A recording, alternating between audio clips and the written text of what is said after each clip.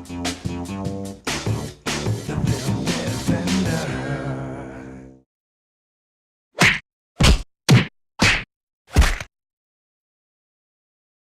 good things about. Today you will once again be fighting for our freedom. Hey everyone, welcome back to the Film Defender. It's almost the 4th of July, and what better way to bring in the holiday than with a goofy, over-the-top blockbuster popcorn flick. With the 20th anniversary this year, I knew I wanted to do something Independence Day related. But unfortunately, Resurgence left pretty much everybody disappointed, and was met with less than favorable reviews, to put it mildly.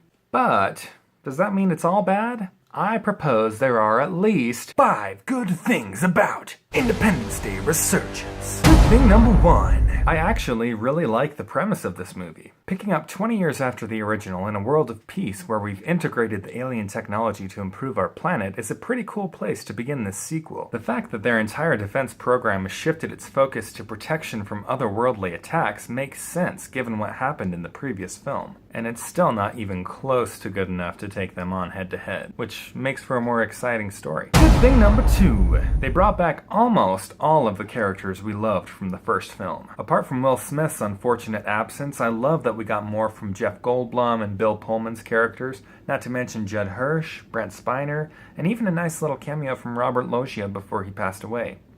I think that's how you pronounce his name. He is the main general guy from the first film, in case you don't know who that is by name. Like me.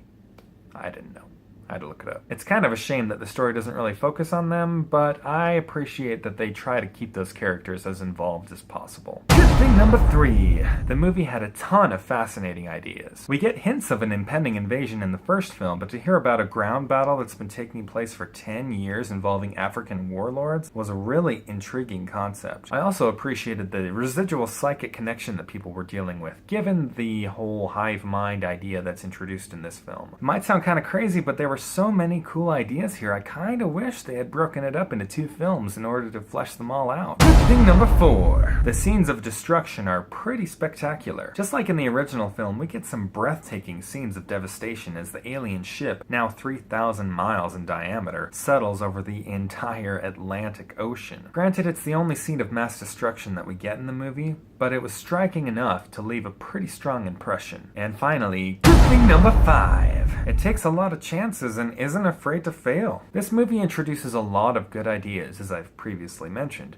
and some of them are pretty outlandish. These are some gutsy moves that most blockbusters would be too timid to make, so I can definitely appreciate this film's ambition. You might consider this a slight spoiler alert, but a whole intergalactic war is teased at the end of this film, and while that probably won't happen for a number of reasons, it's nice to see that they're literally reaching for the stars with this franchise.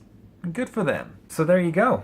What do you think Independence Day Resurgence did right? Let me know in the comments section below, and also suggest a movie that you think deserves a few compliments thrown its way. Thanks so much for your support. We've gotten a ton of suggestions from you guys. I'm going to try to get to as many as possible. I appreciate you sticking with me despite my slow output rate. In the meantime, don't forget to subscribe to this channel for more 5 Good Things About videos and defense videos to come. And until next time... What goes up must come down.